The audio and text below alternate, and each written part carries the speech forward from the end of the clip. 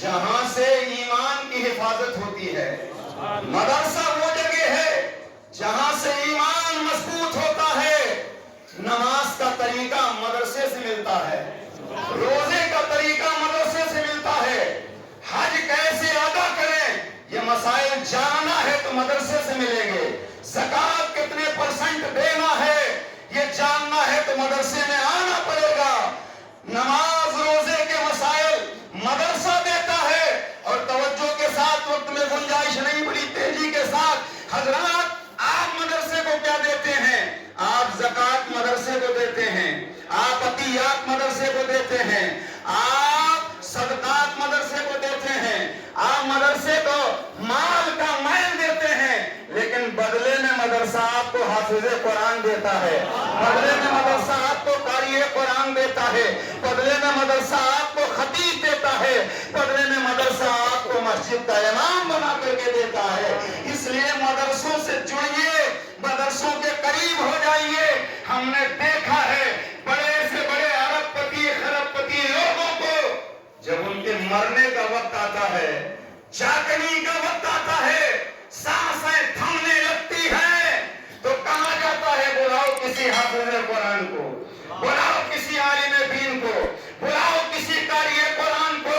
قاری قرآن کو بلایا جاتا ہے, حافظ قرآن کو بلایا جاتا ہے, عالم دین کو بلایا جاتا ہے, اور کہا جاتا ہے قرآن کی تلاوت کریے, قرآن کی تلاوت کریے.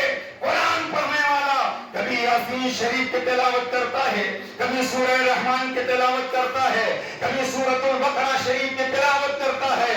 اور قرآن کی تلاوت کرنے والا تلاوت کرنا شروع کرتا ہے, ادھر اللہ کی رحمتوں کی برسات شروع ہو جاتی ہے, اور جان آسانی کے ساتھ جسم سے نکل جایا کرتی ہے.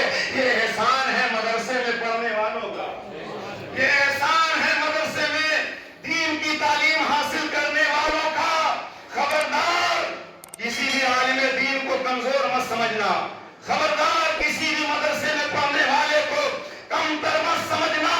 اس لیے کہ اگر آپ کو اللہ نے مال دیا ہے, ایک وقت آئے گا مال آپ کا یہیں رہ جائے گا, کروڑوں کا بنگلہ یہیں رہ جائے گا, گاڑی اپنی جگہ پر کھڑی رہ جائے گی, دکانوں مکان اپنی جگہ پہ رہ جائیں گے.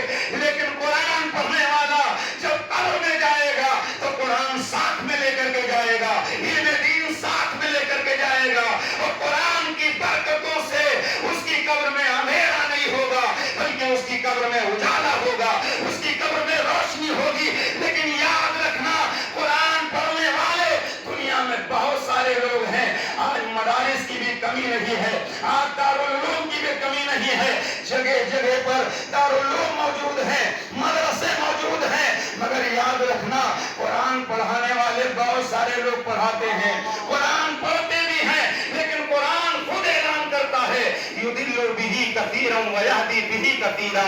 یہ وہ قرآن ہے جس کو پڑھ کر کے کچھ لوگ ہدایت پا جائیں گے, کچھ لوگ گمراہ ہو جائیں گے.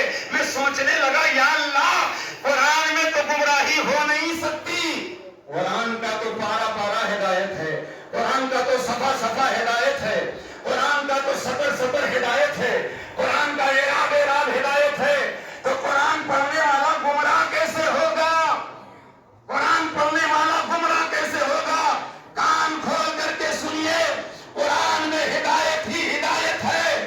لیکن اگر قرآن پڑھنے والا نبی کی عداوت کی عینت لگا کر قرآن پڑھے گا, قرآن پڑھے گا, مگر گمراہ ہوگا, اور جو نبی کی محبت کی روشنی میں قرآن پڑھے گا اس کا ایمان چمکتا چلا جائے گا, اس کا ایمان نکھرتا چلا جائے گا.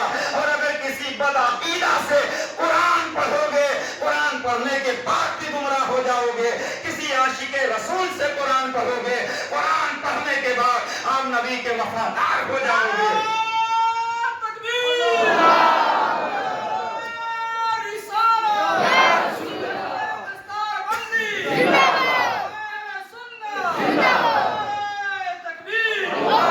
اس لیے ہم آپ سے گزارش کریں گے, اپنے بچوں کو ہر مدرسے میں مت بھیجنا, اپنے بچوں کو ہر دارالعلوم میں مت بھیجنا, اپنے بچوں کو پڑھنے کے لیے وہی بھیجنا جس مدرسے میں یا رسول اللہ کا نعرہ لگایا جا رہا